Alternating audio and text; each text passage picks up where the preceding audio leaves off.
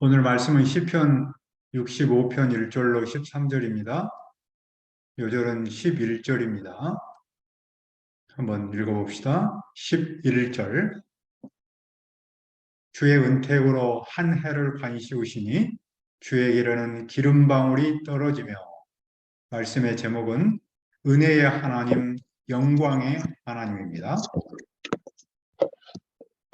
1808년 오스트리아 비엔나에서 하이든이 작곡한 천지창조, 영어로는 The Creation이라고 있죠. 천지창조를 연주했습니다. 연주가 끝나자 사람들은 감동했고 그것에 참석한 하이든에게 박수를 보냈습니다. 그때 그는 말했습니다. 여러분, 제게 박수를 보내지 마세요. 이것은 제 작품이 아니라 하나님이 주신 겁니다. 모두 하나님의 은혜를 알고 그분께 영광을 돌려야 합니다. 그는 이 말을 하고 죽었다고 하는데 어떻게 그렇게 말할 수 있었을까요? 오늘의 시도 다윗의 시인데 그는 먼저 무엇을 고백합니까? 1절을 보십시오. 하나님이여 찬송이 시온에서 주를 기다리오며 사람이 소원을 주께 이행하리이다. 찬송이 주를 기다리오며 라는 말은 찬양은 침묵 속에서 당신을 기다립니다. 하나님을 찬양함이 마땅합니다. 라는 뜻입니다. 시온은 하나님의 계시는 하나님의 도시입니다. 이스라엘의 종교 정치의 중심지이죠. 시인은 시온에서 하나님을 찬양함이 마땅하다고 고백합니다. 그리고 그는 서원을 지키려고 합니다. 서원은 어떤 일을 하겠다고 하나님께 스스로 약속하는 것을 뜻하지요. 시인은 하나님께 했던 그 약속을 지킵니다. 그것은 기도의 응답을 받은 후에 하나님을 찬양함으로 나타납니다. 찬양은 하나님께서 그 백성에게 베푸신 많은 은혜에 대한 합당한 표현입니다. 그는 왜 서원을 지킵니까? 2절입니다. 기도를 들으시는 주여 모든 육체가 주께 나오리다. 그가 서원을 지키는 이유는 하나님께서 기도를 들으시기 때문입니다. 여기서 육체란 사람의 일시적이고 궁핍한 모습을 표현하는 겁니다. 이사야는 모든 육체는 풀과 같다라고 했죠. 그런데 하나님은 그런 연약한 사람의 기도를 들으십니다. 그러니 사람은 그분께 나아갑니다. 그 일은 매년 추수감사절마다 예루살렘 성전으로 가는 길을 통해 나타났습니다. 오늘 시의 배경은 구약의 추수감사절입니다. 당시에는 수장절, 수장이란 말은 거둘 수, 저장장이라는 뜻인데 영어로는 Feast of Ingathering, 거두는 계절, 축제 이렇게 불렀어요. 가을에 추수를 끝내고 곡식을 거두어 창고에 쌓아두는 것을 뜻합니다. 그때 그들은 하나님께서 풍성한 곡식을 주신 은혜를 감사하며 이래 동안 그 절기를 지켰습니다. 그들은 수장절을 지키면서 들판에 초막을 짓고 일주일 동안 생활했습니다. 왜냐하면 광야 생활을 했을 때 하나님께서 베푸신 그 은혜를 기억하고 감사했기 때문입니다. 그래서 수장절을 초막절, Feast of Booths 이렇게도 부릅니다. 시인은 수장절에 기도했고 하나님은 그 기도를 들으셨습니다. 하나님은 그의 기도를 어떻게 들으십니까? 3절을 보십시오. 죄악이 나를 이겼사오니 우리의 허물을 주께서 사하시리이다. 죄악이 시인을 이겼습니다.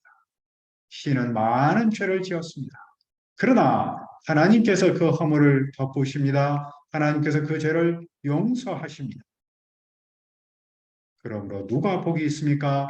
4절을 읽읍시다.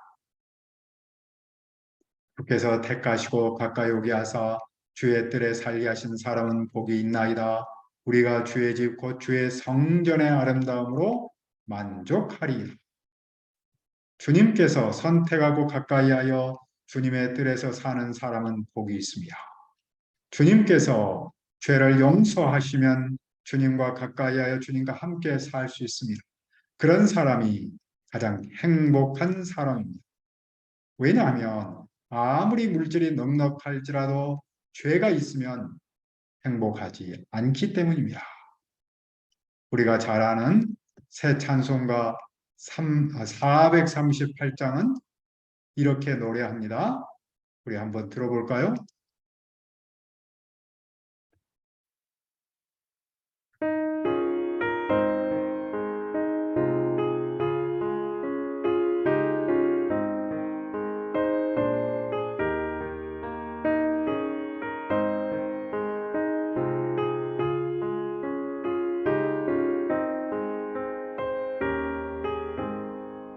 내 영혼이 은총입어 주와 죄짐 먹고 보니 슬픔 많은 이 세상도 천국으로 와도다 할렐루야 찬양하세 내 모든 죄 사함 받고 주 예수와 동행하니 그 어디나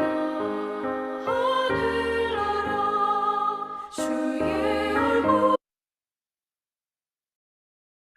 예. 그러므로 우리는 주님 집의 아름다움과 주님 성전의 거룩함으로 만족합니다. 하나님의 시인에게 어떻게 응답하십니까? 5절을 봅시다. 우리 구원의 하나님이시여 땅의 모든 끝과 먼 바다에 있는 자가 의지할 주께서 의를 따라 엄위하신 일로 우리에게 응답하시리이다. 신의 허물을 용서하신 하나님은 구원의 하나님이십니다. 그분은 땅의 모든 끝과 먼 바다에 있는 사람이 의지하는 희망이십니다. 그분은 의를 따라 엄위하신 일로 응답하십니다. 엄위하신 일이란 사람의 허물을 용서하신 일이며 구원하신 일입니다. 그렇게 하심으로 하나님의 의로움을 나타내십니다. 그 하나님은 무엇을 하십니까? 주님은 그 힘과 능력으로 허리에 띠를 동이시고 산들이 뿌리를 내리게 하셨습니다. 주님은 바다와 파도 그리고 사람의 소유를 잔잔하게 하십니다. 하나님은 세상을 지으셨고 세상을 다스리십니다. 이 하나님이신 예수님은 거센 풍랑을 잠잠하게 하셨습니다. 이를 보고 땅끝에 사는 사람은 어떻게 반응합니까? 8절입니다. 땅끝에 사는 자가 주의 중재를 두려워하나이다. 주께서 아침 되는 것과 저녁 되는 것을 즐거워하게 하시며 땅끝에 사는 사람은 하나님한테서 멀리 떨어진 사람, 세상 변두리에서 사는 사람을 뜻합니다. 주의 징조는 바다와 물결 그리고 사람의 소유를 잔잔하게 하신 일입니다. 주님한테 멀리 떨어진 사람도 주님의 징조를 보고 경외심을 품습니다. 주님은 해 뜨는 것과 해 지는 곳에서 즐거운 노래를 부르게 하십니다. 이 하나님께서 그들에게 주신 첫 번째 복은 무엇입니까? 9절을 봅시다. 땅을 돌보사 물을 내어 심히 윤택하게 하시며 하나님의 강에 물이 가득하게 하시고 이같이 땅을 예비하신 후에 그들에게 곡식을 주시나이다. 여기서 돌보사라는 말은 방문한다라는 뜻입니다. 물을 대어라는 말은 풍부하게 한다는 뜻이고 윤택하게 하시며라는 말은 부유하게 하신다라는 뜻입니다. 하나님은 땅을 찾아오셨습니다. 물을 풍부하게 하셨습니다. 땅을 풍요롭게 하셨습니다. 하나님은 당신의 강에 물을 가득 채우셨습니다. 그래서 하나님은 그들의 곡물을 제공하고 그것을 준비했습니다. 하나님께서 그들에게 주신 두 번째 복은 무엇입니까? 10절을 읽읍시다. 주께서 밭구랑의 물을 넉넉히 대사 그 이랑을 평평하게 하시며 또 담비로 부드럽게 하시고 그 싹에 복을 주시나이다. 물의 넉넉함, 단비는 하나님의 풍성한 복을 상징합니다. 당시 농사를 잘 지으려면 절대적으로 물이 중요했습니다. 당시 땅 대부분은 천수답이라고 하지요. 저수지나 지하수 펌프 등의 관계 시설이 없어서 오직 빗물에만 의존하는 형태였습니다. 그들이 농사를 잘 지으려면 절대적으로 하나님의 은총에 의지할 수밖에 없었습니다. 그런데 하나님께서 물을 풍성하게 준비하셨고 넘치도록 주셨습니다. 그리하여 새싹이 잘 자라도록 축복하십니다. 세 번째 복은 무엇입니까? 11절도 읽읍시다. 그의 은택으로 한 해를 관시우시니 주의 길에는 기름방울이 떨어지며. 주의 은택은 좋은 것을 말하는데 주님이 주시는 풍성한 곡식을 뜻합니다. 주님은 풍성한 곡식으로 그 해를 꾸미셨습니다. 주님이 가시는 길마다 풍부함이 흘러 넘칩니다. 농부이신 하나님은 수레에 가득히 곡식을 싣고 집으로 오면 수레에서 곡식이 흘러 넘쳐 흔적을 남깁니다. 들의 초장에도 주님의 은택이 넘칩니다. 작은 산마다 기쁨의 소리가 울려 퍼집니다. 초장은 양떼로 가득했습니다. 골짜기는 곡식으로 가득합니다. 그것들은 무엇을 합니까? 13절을 읽읍시다. 초장은 양떼로 옷 입었고 골짜기는 곡식으로 덮였음에 그들이 다 즐거이 외치고 또 노래하나이다. 여기서 그들은 하나님의 풍성한 복을 받은 사람은 물론이고 자연까지를 말합니다. 그것들은 풍성한 복을 주신 하나님 앞에서 기쁨으로 함께 외치고 찬양합니다. 오늘 시인은 하나님께서 한 해에 베푸신 그 은혜를 기억하면서 감사하고 찬양하며 영광을 돌립니다. 하지만 삶의 현장에서 어찌 감사할 일만 있었겠으며 풍요로움만 있었겠습니까? 삶의 아픔도 있었고 손해도 있었을 겁니다. 하지만 한 해를 지내놓고 보니 하나님은 시인의 기도를 들으시고 죄를 용서하셨습니다. 그리고 풍성한 곡식을 주셨습니다. 이 하나님의 은혜와 복을 생각하니 시인은 물론이고 자연도 하나님을 찬양하고 영광을 돌립니다. 오늘 우리는 어떠합니까? 저는 지난주 중앙아시아에 있는 한 선교사한테 들은 이야기입니다. 1996년 한 선교사는 러시아 연해주 우스리스크로 가서 둥지를 튼 지 4년 만에 괴한의 흉기에 찔려 순교했습니다. 아내 어린 두 아들이 그곳에 남아서 선교 사역을 이루었는데 아내도 지병으로 하늘나라로 갔습니다. 두 아들은 부모님이 다하지 못한 선교 사역을 계승하며 헌신했습니다. 그런데 전쟁으로 며칠 전 두 아들은 러시아를 떠나서 제3국을 거쳐 한국으로 오려고 했습니다. 하지만 제3국에서 한국 비자를 얻지 못했습니다. 한 선교사가 저에게 이런 사정을 말하면서 도움을 청했습니다. 왜냐하면 제가 러시아 선교사님을 알고 있음을 알았기 때문이라고. 저는 그런 딱한 사정을 듣고 러시아에 있는 우리 선교사에게 사정을 말했는데 좋은 해결책은 없었습니다. 러시아에서 예비군 징집령을 내려서 러시아 국적의 청년이 한국 비자를 받는 일이 쉽지 않기 때문입니다. 저는 전쟁 중에 고생하는 러시아 청년에 대한 안타까운 마음이 들었고 기도하지 않을 수 없었습니다. 동시에 요한 선교사님과 대화를 나누는 중에 요한 한나 선교사의 안전을 지켜주시도록 기도해야 한다는 것도 알았습니다.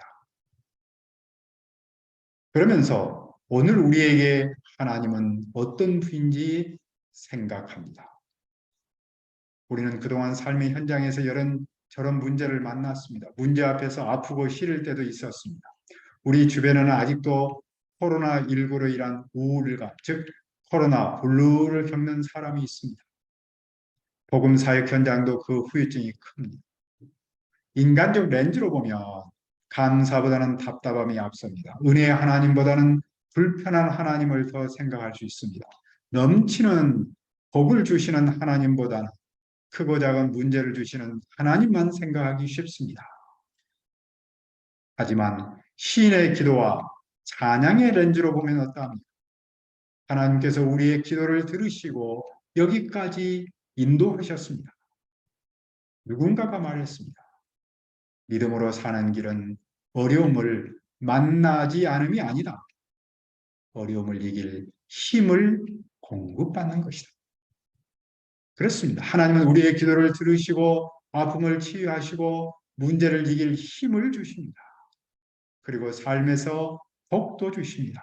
오늘 내가 여기까지 올 수 있으면 전적으로 하나님의 은혜요, 하나님의 복입니다.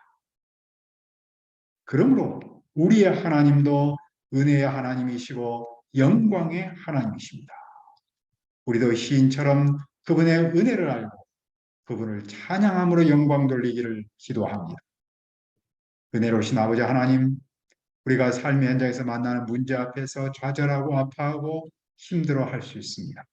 그러나 이 시간 시인의 기도와 찬양의 렌즈로 우리를 돌아보면 하나님께서 우리의 기도를 들으시고 여기까지 인도하신 줄 믿습니다. 우리의 아픔을 치유하시고 문제를 이길 힘을 주신 줄 믿습니다. 그리고 삶에서 복도 주신 줄 믿습니다. 오늘 내가 여기까지 올 수 있으면 전적으로 하나님의 은혜요, 하나님의 복인 줄 믿습니다.